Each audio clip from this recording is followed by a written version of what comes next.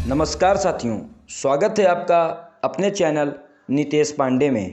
अभी तक आपको विज्ञान विषय चतुर्थ सेमेस्टर की 5 क्लासेस दी जा चुकी हैं, जिसमें आपको handwritten notes Romesh sir के द्वारा दिए गए हैं। यदि आपने अभी तक पूरी प्लेलिस्ट नहीं देखी है तो आप ज़रूर देखिए। पूरा पाठ्यक्रम सब कुछ आपको बहुत ही अच्छे से समझाया गया है।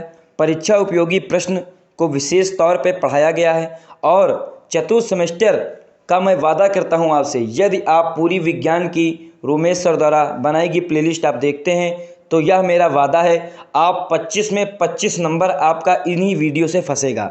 साथियों, यदि आप चैनल पर नए हों, चैनल को सब्सक्राइब करें, वीडियो पसंद आए वीडियो को लाइक करें और यह वीडियो अपने कॉलेज, अपने संस्थान, सभी साथियों के साथ ज़्यादा से ज़्यादा शेयर कीजिए। आपका एक एक शेयर हमें मोटिवेट करता है नई नई वीडियो बनाने के लिए। तो साथियों, वीडियो पसंद आए लाइक करिए, रोमेश सर के साथ क्लास का एंजॉय करिए।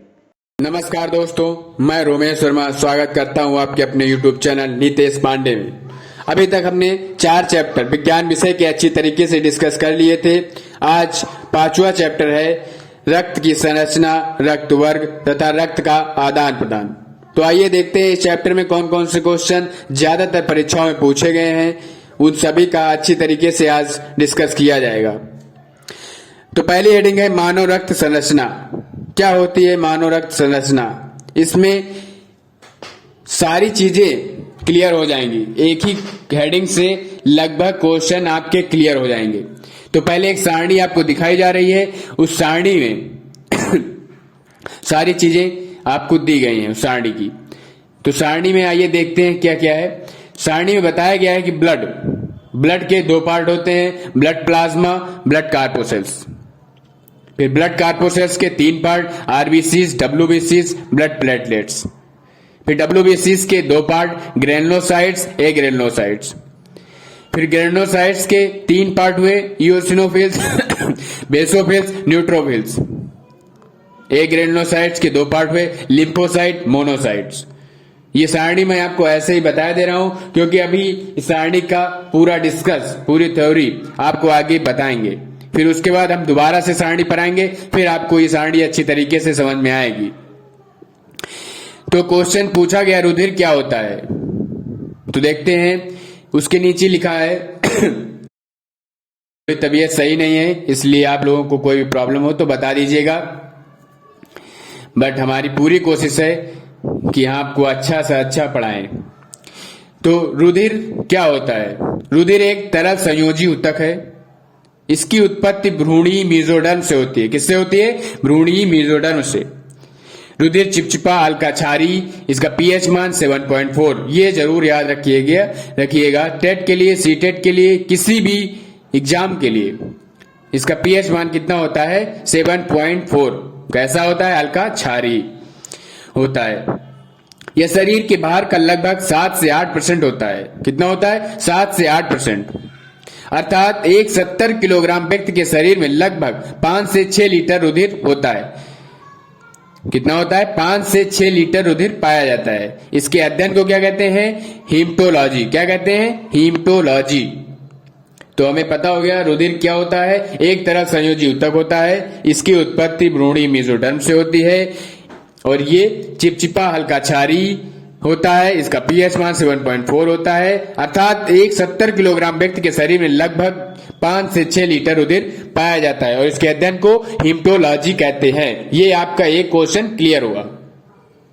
ठीक, अब इसके मुख्य कितने भाग होते हैं? 2 भाग होते हैं। जो अभी सारणी में हमने देखा था, ब्लड के 2 पार्ट होते हैं। एक होता है ब्लड प्लाज्मा और एक होता है ब्लड कार्पोसेल्स, मतलब रुधिर प्लाज्मा और रुधिर कणिकाएं। तो आइए देखते हैं रुधिर कणिकाएं और रुधिर प्लाज्मा क्या होते हैं। शॉर्ट क्वेश्चन में पूछा गया था कि ब्लड प्लाज्मा के बारे में टिप्पणी दीजिए। तो ब्लड प्लाज्मा यह रुधिर का लगभग 55 से 60% भाग होता है। कितना होता है? 55 से 60% भाग होता है। इसमें लगभग 91 से 92% जल तथा शेष 8 से 9% कार्बनिक एवं अकार्बनिक पदार्थ पाए जाते हैं। रुधिर में लगभग 55 से 60% भाग होता है और ये इसमें लगभग 91 से 92% वाटर होता है, शेष 8 से 9% कार्बनिक और अकार्बनिक पदार्थ पाए जाते हैं। कार्बनिक पदार्थ में मुख्यतः क्या पाया जाता है? प्लाज्मा प्रोटीन पाई जाती है। अब प्लाज्मा प्रोटीन में क्या पाया जाता है? एल्बुमिन, ग्लोबुलिन, प्रोथ्रोम्बिन और फाइब्रिनोजन होते हैं। ये इंपॉर्टेंट है, पूछा भी गया इसलिए मैं आपको बता रहा हूं। एल्बुमिन प्रोटीन सबसे छोटी एवं अधिक मात्रा में 4% पाई जाती है, जो रुधिर में परासरण का दाब को बनाए रखती है। इसलिए ऊपर ये बताना पड़ा प्लाज्मा प्रोटीन में क्या क्या पाया जाता है। इसीलिए एल्ब्यूमिन प्रोटीन, फिर उसके बाद प्रोथ्रोम्बिन तथा फाइब्रिनोजन नामक प्लाज्मा प्रोटीन रुधिर के स्कंदन में सहायक होती है।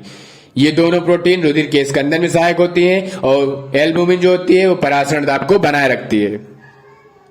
ब्लड प्लाज्मा क्लियर हुआ आपका कि यह 55 से 60% बनाता है। 91 से 92% जल, शेष कार्बनिक अकार्बनिक पदार्थ होते हैं और प्लाज्मा प्रोटीन पाई जाती है कार्बनिक पदार्थ में। और प्लाज्मा प्रोटीन में क्या क्या पाया जाता है ये सारा चीज आपको बता दिया गया। फिर अगला आते हैं ब्लड कार्पोसेल्स। ब्लड कार्पोसेल्स क्या होता है? यह रुधिर का लगभग 40 से 45% भाग बनाती है। 3 प्रकार की होती हैं, आरबीसीज, डब्ल्यूबीसीज, ब्लड प्लेटलेट्स। इसका फुल फॉर्म तो आप लोगों को पता होगा, red blood corpuscles, white blood corpuscles. RBCs क्या होती है पूछा गया है। आरबीसीज को दूसरा भी हमने टेबल में पढ़ा था, दूसरा नाम इरिथ्रोसाइट्स। क्या नाम है? इरिथ्रोसाइट्स भी कहते हैं। ये कशेरुकी जंतुओं के रुधिर में पाया जाता है। अब पुरुषों में इसकी संख्या कितनी होती है और स्त्रियों में कितनी होती है? पुरुषों में इसकी संख्या 55 लाख प्रति क्यूबिक एमएम होती है और स्त्रियों में इसकी संख्या 45 से 50 लाख प्रति क्यूबिक एमएम होती है। ये इंपॉर्टेंट है संख्याएं। स्तनधारियों के आरबीसीज केंद्रक विहीन होते हैं। ऊंट को छोड़ दिया जाए, वो भी एक स्तनधारी है, परंतु उसमें केंद्रक विहीन नहीं होते हैं। पुरुषों के आरबीसीज बाइकनकेव तथा नॉन न्यूक्लिएटेड होते हैं, जबकि मेढक के आरबीसीज बाइकन्वेक्स तथा न्यूक्लिएटेड होते हैं। समझ में आया? आरबीसीज में हीमोग्लोबिन पाया जाता है जो ऑक्सीजन का परिवहन करता है। क्या कार्य होता है? ऑक्सीजन का परिवहन करता है। और इसका निर्माण किससे होता है? रेड बोन मैरो, लाल अस्थि मज्जा से होता है। इसका जीवन काल कितना होता है? 120 से 127 दिन। कहीं कहीं 127 मिलेगा, कहीं कहीं 120 मिलेगा, तो 120 से 127 दिन तक होता है। अब आरबीसीज के बारे में आप 4 पॉइंट लिख सकते हैं आराम से कि यह कशेरुकी जंतुओं के रुधिर में पाया जाता है। इसमें पुरुषों की संख्या कितनी होती है, कितनी महिलाओं की होती है, और इसमें हीमोग्लोबिन पाया जाता है, ऑक्सीजन का परिवहन करता है। इसका निर्माण कैसे होता है, इसका जीवन काल कितना होता है, ये इंपॉर्टेंट चीजें आप लिख सकते हैं। फिर आता है डब्ल्यूबीसीज। ये क्या होता है? इसको ल्यूकोसाइट्स भी कहते हैं। क्या कहते हैं? ल्यूकोसाइट्स। आरबीसीज की अपेक्षा क्या होता है? ये आकार में बड़ी होती है, बट इनकी संख्या कितनी कम होती है। इसमें हीमोग्लोबिन नहीं पाया जाता है और यह रंगहीन होती है। इसका रेशियो कितना, आरबीसीज और डब्ल्यूबीसीज रेशियो कितना होता है? 600:1। पुरुषों में डब्ल्यूबीसीज की संख्या कितनी होती है? 5000 से 9000 प्रति क्यूबिक एमएम। संख्याएं जरूर याद रखिएगा और कुछ भले भूल जाइए, क्योंकि स्टेट में पूछा जरूर गया है। डब्ल्यूबीसीज 2 प्रकार की होती हैं, कणिकामय स्वायत्त रुधिर कणिकाएं और कणिका विहीन स्वायत्त रुधिर कणिकाएं। अब कणिकामय क्या होती है स्वायत्त रुधिर कणिकाएं? इनके कोशाद्रव में कणिकाएं पाई जाती हैं। कणिकामय मतलब कणिका से युक्त कणिकाएं पाई जाती हैं। 3 प्रकार की होती हैं, इओसिनोफिल्स, बेसोफिल्स, न्यूट्रोफिल्स। इओसिनोफिल्स सभी के बारे में थोड़ा थोड़ा जान लेते हैं, बट अभी आप जब फिगर देखेंगे उसके बाद सारणी देखेंगे, बस ये जितना मैटर बता रहा हूं वो आपको पढ़ना ही नहीं पड़ेगा, दोनों से क्लियर हो जाएगा, आप खुद जाकर के लिख सकते हैं। इसका दूसरा नाम एसिडोफिल्स है। डब्ल्यूबीसीज का कितना % बनाती है? 2 से 4%। इसका केंद्रक 2 पिंडों में बटा होता है। दूसरा है बेसोफिल्स। ये डब्ल्यूबीसीज का सबसे कम 0.5 से लेकर के 2% तक पाई जाती है। इसका केंद्रक 2 से 3 पिंडों में बटा होता है। न्यूट्रोफिल्स, ये डब्ल्यूबीसीज का सबसे अधिक 60 से 70% तक पाई जाती है। इसका केंद्रक 2 से 5 पिंडों में बटा होता है और ये हानिकारक जीवाणुओं का भक्षण करके शरीर की रक्षा करती है। क्या करती है? हानिकारक जीवाणुओं का भक्षण करके हमारे शरीर की रक्षा करती है। ये चीजें तीनों अभी आपको फिगर से क्लियर होंगी। फिर आता है कणिका विहीन मतलब है ही नहीं कुछ, एग्रेनोसाइट्स। 2 प्रकार की होती है, लिम्फोसाइट्स, मोनोसाइट्स। लिम्फोसाइट्स क्या होती है? आकार में जब सबसे छोटी होंगी तब इसमें WBCs का ज्यादा से ज्यादा पार्ट बनाएंगे, 20 से 30% भाग बनाती हैं। ये प्रतिरक्षी एंटीबॉडी का निर्माण करती हैं। मोनोसाइट्स क्या होता है? आकार में सबसे बड़ी होती हैं और ये कितना % भाग बनाती है? 2 से 10% भाग ही बना पाती हैं। क्लियर हुआ? अब तीसरा पार्ट हमारा क्या था? RBCs पहला था, दूसरा WBCs, फिर आता है ब्लड प्लेटलेट्स या थ्रोम्बोसाइट्स। यह केवल स्तनधारियों के रुधिर में पाई जाती है, इसमें केंद्रक नहीं पाया जाता है। पुरुषों में इसकी संख्या कितनी होती है? 2 से 5 लाख प्रति क्यूबिक mm होती है और इसका मेन काम क्या होता है? रुधिर के स्कंदन में सहायक होती है। अगर ये वीडियो पसंद आ रही हो तो लाइक, सब्सक्राइब और शेयर जरूर करें। सभी साथियों तक जरूर पहुंचाएं। सभी कॉलेज ग्रुप, DLED के सभी प्रशिक्षुओं के पास ज्यादा से ज्यादा पहुंचाएं। अब फिगर आपको दिख रहा होगा RBCs का, कैसी है ये? इयोसिनोफिल्स में मैंने बताया था 2 पिंड होते हैं, बेसोफिल्स में बताया था 3 पिंड होते हैं, न्यूट्रोफिल्स में बताया था 4 पिंड होते हैं, मतलब 2 से 5 बताया था। थ्रोम्बोसाइट्स का देख लीजिए और लिम्फोसाइट्स और मोनोसाइट्स। देखा, आकार में सबसे बड़ी है मोनोसाइट्स, लिम्फोसाइट आकार में छोटी है। फिगर से क्लियर हो जाएगा। फिर आते हैं, फिर से सारणी पर आते हैं। वहां हमने देखा था ब्लड, वहां पर हमने ब्रैकेट में जितना भी लिखा है इससे इसलिए लिखा है क्योंकि आपको थ्योरी नहीं पढ़ना पड़े। ब्लड प्लाज्मा कितने %? 55 से 60% और ब्लड कार्पोरेशन 40 से 45% ब्लड में पाई जाती है। ठीक।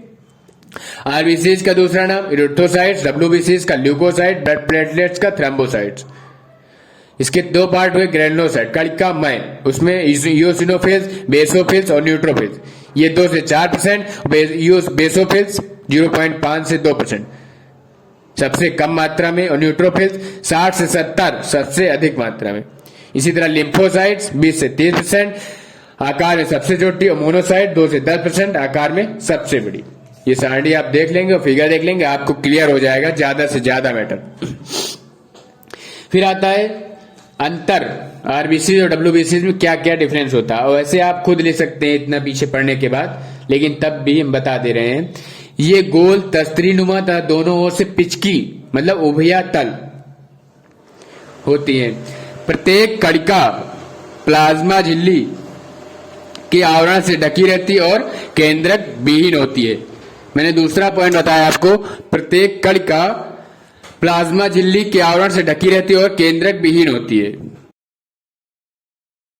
अभी मैं RBCs के बारे में पढ़ रहा हूं कि ये तस्तरीनुमा गोल तथा पिचकी होती है और ये कणिका प्लाज्मा झिल्ली के आवरण से ढकी रहती है और केंद्रक विहीन होती है और ये हीमोग्लोबिन रंगायित प्रोटीन के कारण लाल रंग की होती है।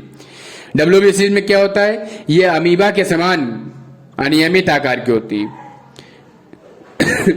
केंद्रक युक्त होती है और रंगहीन होती है। इसमें कोई वर्णक नहीं पाया जाता है। ये अंतर आप लोगों को बताने की जरूरत नहीं है, ये आप पीछे थ्योरी पढ़ेंगे, अंतर खुद ब खुद निकल कर आ जाएगा बाहर, पढ़ने की जरूरत नहीं पड़ेगी। ठीक। अब ब्लड बैंक क्या होता है? बैंक नाम सुन करके आपको पता चल जाता है कुछ न कुछ इसमें कलेक्ट ही किया जाता है। तो ब्लड बैंक है तो ब्लड कलेक्ट किया जाता है। तो देखते हैं, वह संस्था जहां विभिन्न वर्गों के रक्त सुरक्षित एवं संग्रहित रहते हैं। वह संस्था जहां विभिन्न वर्गों के रक्त सुरक्षित एवं संग्रहित रहते हैं रक्त बैंक कहलाता है। विश्व का प्रमुख रक्त बैंक रेड क्रॉस सोसाइटी, याद रखेंगे रेड क्रॉस सोसाइटी है। रक्त बैंक में रक्त में सोडियम नाइट्राइट रसायन मिलाकर लगभग 30 दिन तक सुरक्षित रखा जाता है। छोटी सी टिप्पणी है, याद रखेंगे आप सभी लोग। फिर आगे आते हैं ब्लड ग्रुप। क्या होता है ब्लड ग्रुप? रुधिर वर्ग की खोज किसने किया था? कार्ल लैंडस्टीनर ने।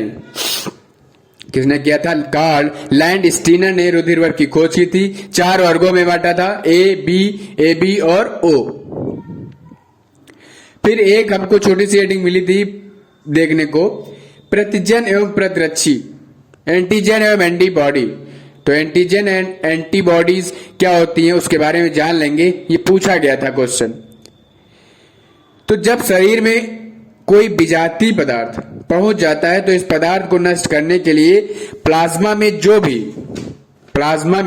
जो भी निर्मित होता है, जिसका निर्माण होता है, उसे एंटीबॉडी कहते हैं। इसका नाम ही था प्रतिरक्षी। एंटीबॉडीज का क्या नाम था? प्रतिरक्षी, मतलब दूसरों से रक्षा करना। जब कोई विजातीय पदार्थ बाहर से आकर के हमें शरीर पहुंच जाता है तो उसको नष्ट करने के लिए तुरंत प्लाज्मा में एक एंटीबॉडीज का निर्माण होता है, ठीक, जो हमारी बॉडी की सुरक्षा करती है। जिसके कारण एंटीबॉडीज बनती है उसे एंटीजन कहते हैं। एंटीबॉडीज जिसके कारण बनती है उसे क्या कहते हैं? एंटीजन। क्लियर हुआ? एंटीजन जो होता है आरबीसी की कोशिका कला पर पाई जाती है। ये दो प्रकार की होती है, कैपिटल ए तथा कैपिटल बी। और एंटीबॉडी क्या होती है? प्लाज्मा में पाई जाती है। ये भी दो प्रकार की होती है, स्मॉल ए तथा स्मॉल बी।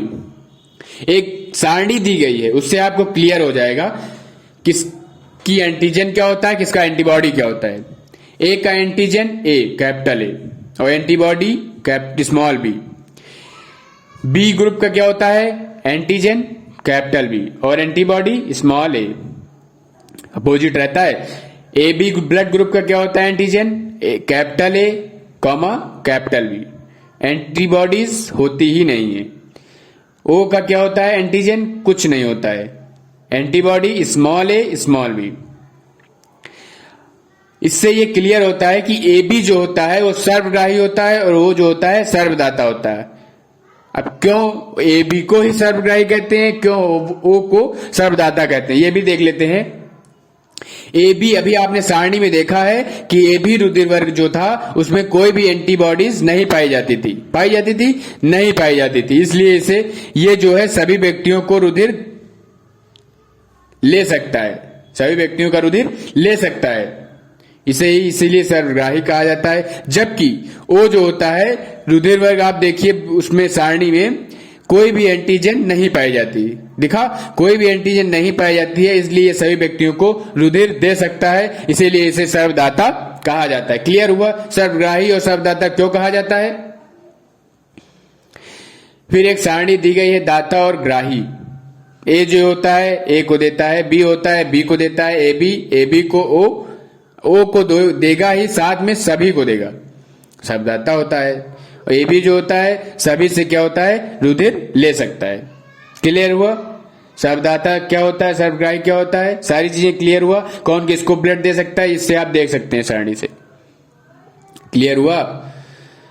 अगर ये वीडियो पसंद आ रही हो तो लाइक, सब्सक्राइब और शेयर जरूर करें। सभी बच्चों तक, सभी प्रशिक्षुओं, सभी अपने कॉलेज ग्रुप में जरूर शेयर करें। और इसकी पीडीएफ आपको डिस्क्रिप्शन में लिंक दी गई है, वहां से प्राप्त कर सकते हैं।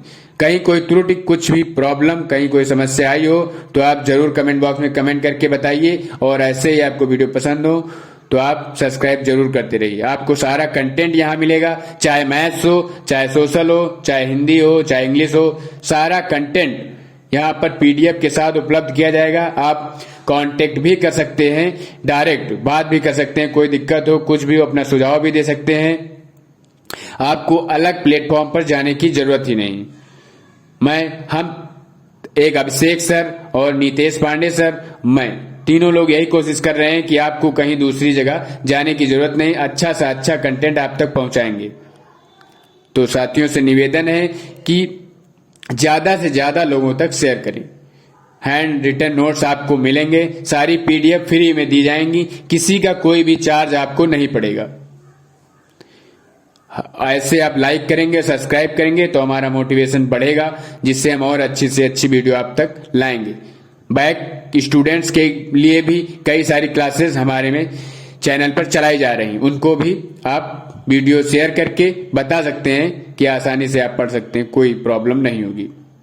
धन्यवाद।